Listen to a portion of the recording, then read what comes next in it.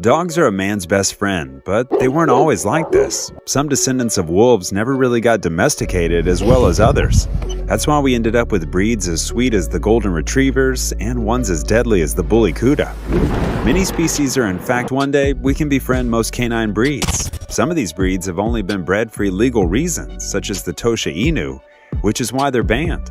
In contrast, others are just a crazy mix of genetics, making them incredibly unpredictable, such as the wolf dog. Would you look at those cute puppies? Who would have thought such a sweet-looking pup would grow up to become such tyrants?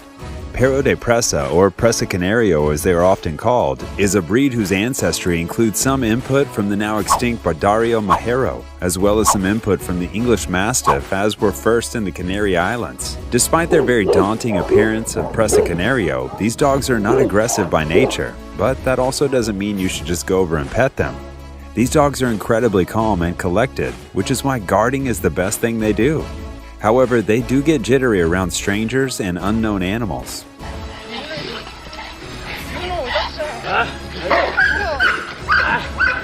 Early socialization can help them to cope with that, even when these dogs remain on their more shaky side. If there's one thing you should know, it's that this breed is not for inexperienced owners, as they are very headstrong and strong-willed.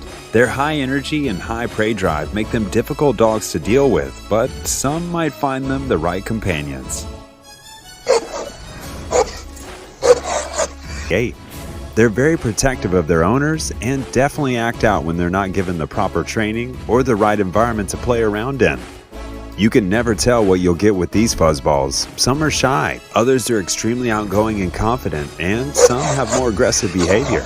Many states require the owners to carry special insurance in case things go awry.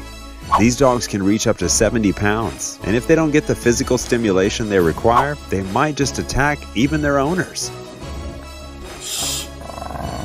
Sırf bunun için mi, şu lokma için mi yani bütün derdim? Even if you manage to contain their aggression and raise them as sweet little pups, you'll spend an awful lot of time grooming them. In most cases, they are almost exclusively loyal to their owners. And while other dogs enjoy spending time around their owners or cuddling, Chow Chows prefer to spend time by themselves rather than anyone else.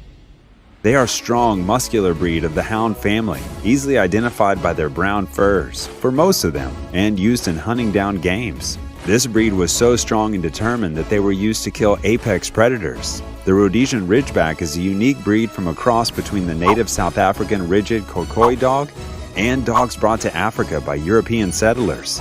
Despite their lineage, they have a pretty even temperament, as long as they're kept engaged and stimulated. Their energy levels are incredibly high, so they should never be left with young children without supervision.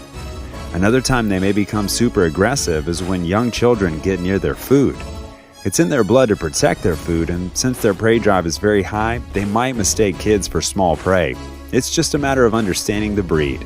It's also noteworthy that these dogs are dedicated and extremely loyal to their owners, as well as being smart, independent dogs, but so lovable at the same time. These dogs never hesitate to attack anyone they might even suspect to be a small threat.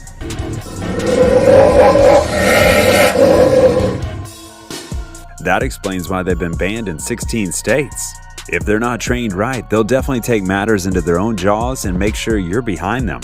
It's common knowledge these highly intelligent dogs have found relevance in military and police, but only a few know that they were first bred by an assessment collector named Louis Doberman, who produced the dog from a mixture of a good number of dog breeds.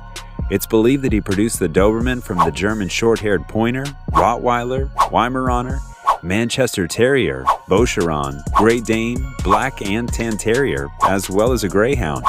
All these dogs contribute to the Doberman's features, and it actually explains a lot. The German Shepherd and Carpathian Wolf, and they definitely look like the wolf part. These dogs have incredible stamina and can run up to miles without tiring.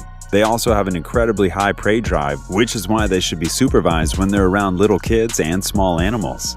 This primitive dog breed was developed in the 1950s to look like wolves in their body shape, movement, coat texture, facial markings, and coat color.